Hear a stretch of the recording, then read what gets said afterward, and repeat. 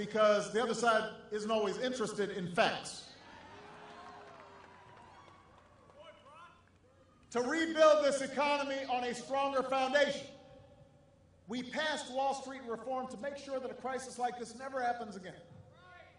So that these reforms are going to end the era of taxpayer-funded bailouts forever. Reforms that will stop mortgage lenders from taking advantage of homeowners. Reforms that will stop credit card companies from hitting you with hidden fees or jacking up your rates without any reason. But we didn't stop there. We started investing again in American research and American technology and homegrown American clean energy, because I don't want solar panels and wind turbines and electric cars of the future built in Europe or Asia. I want them built right here in the United States of America with American workers.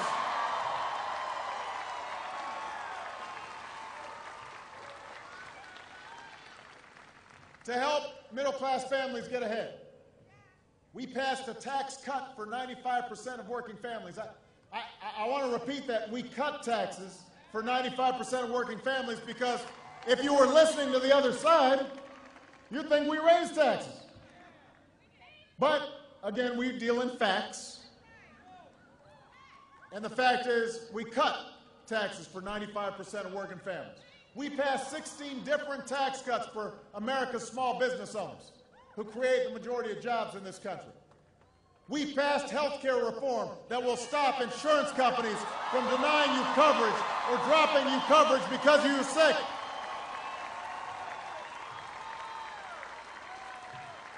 And by the way, Madison, let me just see a show of hands. How many people are under the age of 26 in this crowd?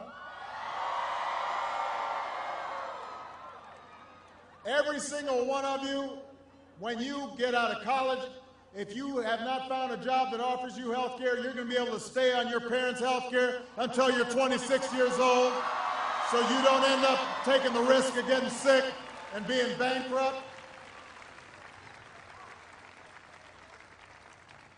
We finally fixed the student loan system so that tens of billions of dollars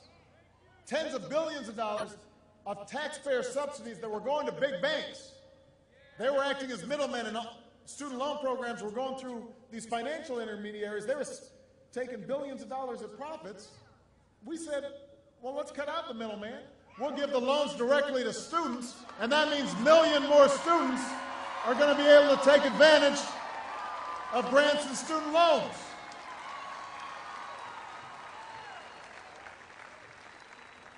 And by the way, we also kept a promise I made on the day that I announced my candidacy. We have removed combat troops from Iraq, and we have ended our combat mission in Iraq.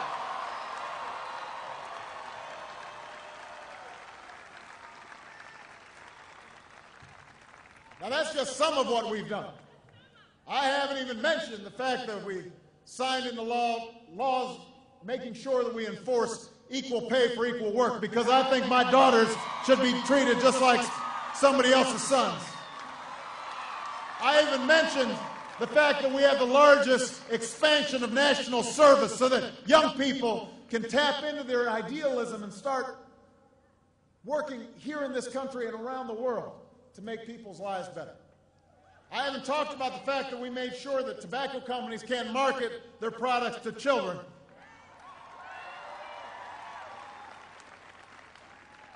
We have made progress over the last 20 months.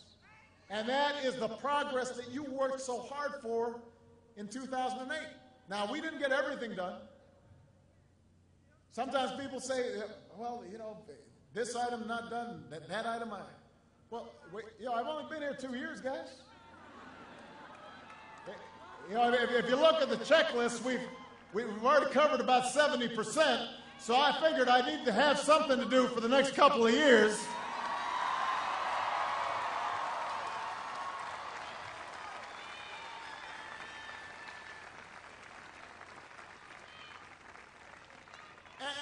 And look, here's the fact.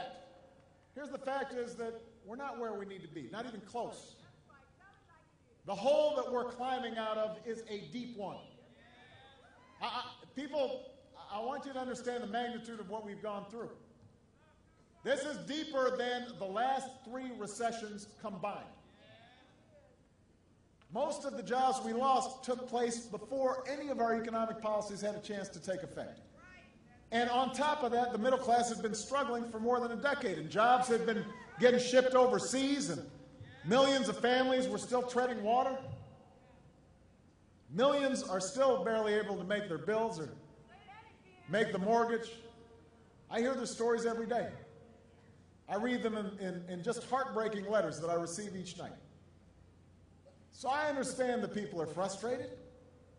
I understand people are impatient with the pace of change. Of course they are. Look, I'm impatient. But I also know this. Now is not the time to lose heart. Now is not the time to give up. We do not quit, and we cannot forget that this nation has been through far worse, and we have come out stronger. From war to depression to the great struggle for equal rights and civil rights. We do not quit.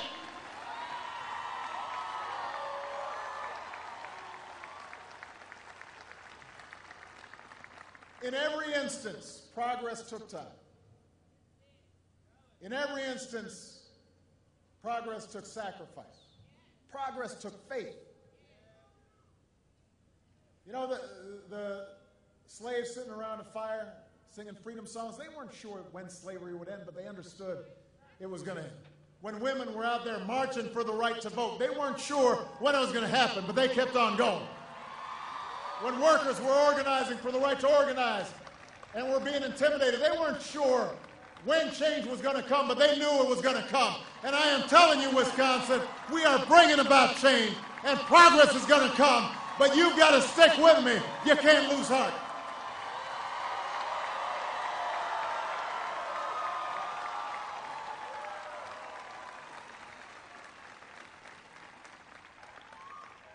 Change is going to come. Change is going to come for this generation if we work for it, if we fight for it, if we believe in it. The biggest mistake we could make right now is to let disappointment or frustration lead to apathy and indifference. That is how the other side wins. And I want everybody to be clear. Make no mistake. If the other side does win, they will spend the next 2 years fighting for the very same policies that led to this recession in the first place. The same policies that left the middle class behind for more than a decade. The same policies that we fought so hard for to change in 2008. Just look at the agenda the other leaders, the leaders of the other party unveiled last week. They called this Pledge to America. That's what they called it. And in case you're wondering how serious they are about changing Washington, this pledge was actually written with the help of a former lobbyist for AIG and a former lobbyist for ExxonMobil. You can't make this stuff up. This is the truth. Now, the centerpiece of their pledge, their central economic idea, this is it. This is their main idea for growing the economy and dealing with the 8 million jobs that were lost as a consequence of their earlier policies. Their main idea is a $700 billion tax cut for the wealthiest 2% of Americans. Right? So 98% of Americans would never see a dime of this $700 billion. Now, keep in mind, we don't have $700 billion. So we'd have to borrow it. And the party that lectures us on fiscal responsibility wants to borrow another $700 billion to give a tax cut worth an average of $100,000 to every millionaire and billionaire in America. And when you ask them, well, where do they plan to find the $700 billion? Where's this money? Is it lying around? You didn't tell us about this. Where is it? They don't have an answer. But to pay for just a tiny fraction of this tax cut, they want to cut education by 20%. They want to eliminate 200,000 children from an early childhood education program like Head Start. They want to cut financial aid for 8 million college students, including some of the people who are out here today. This is for a tax cut for folks who don't need it and weren't even asking for it. At a time when the education of a country's citizens is the biggest predictor of its economic success, they think it's more important to give another tax break to people who made the Forbes 400 list. Now, I have to ask my Republican friends a question here. Do you think that China is cutting back on education? Do you think that South Korea is making it harder for their citizens to get a college education?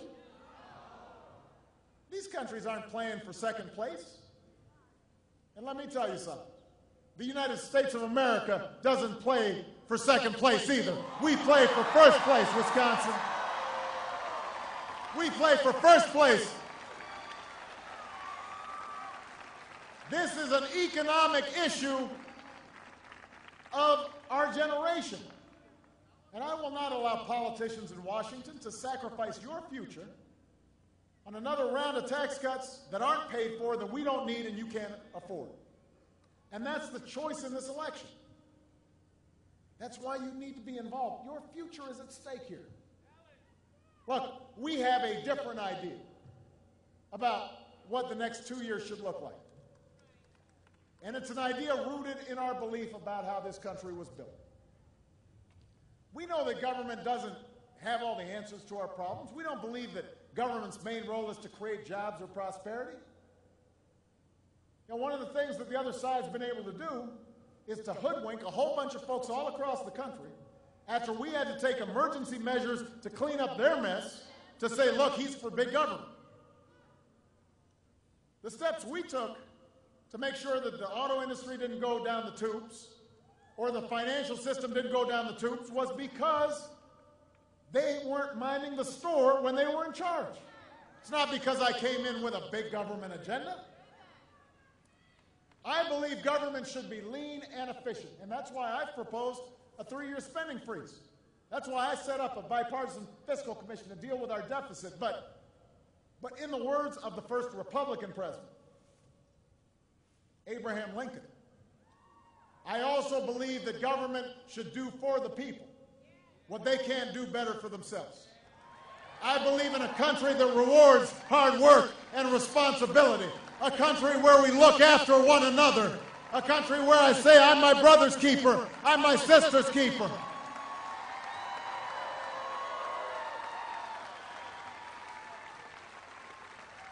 I believe in an America that gave my grandfather the chance to go to college because of the GI Bill. I believe in an America that gave my grandparents the chance to buy a home because of the Federal Housing Authority. I believe in an America that gave their children and grandchildren the chance to fulfill our dreams thanks to scholarships and student loans like some of you are on. That's the America I know. That's the choice in this election. Instead of $700 billion tax breaks for millionaires and billionaires, we want to make permanent the tax cuts for middle-class Americans. You deserve a break. Instead of cutting education and student aid, we want to make permanent our new college tax credit that's worth $10,000 of tuition relief for each young person going to 4 years of college. We want to make clear that in good times and in bad times, no young American should have to sacrifice the dream of a college education just because they can't afford it. That's what we believe. That's the choice in this election.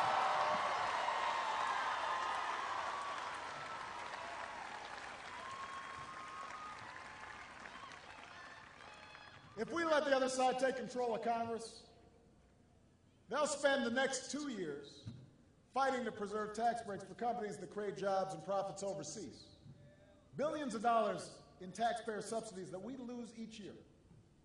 Over the last 20 months, we've had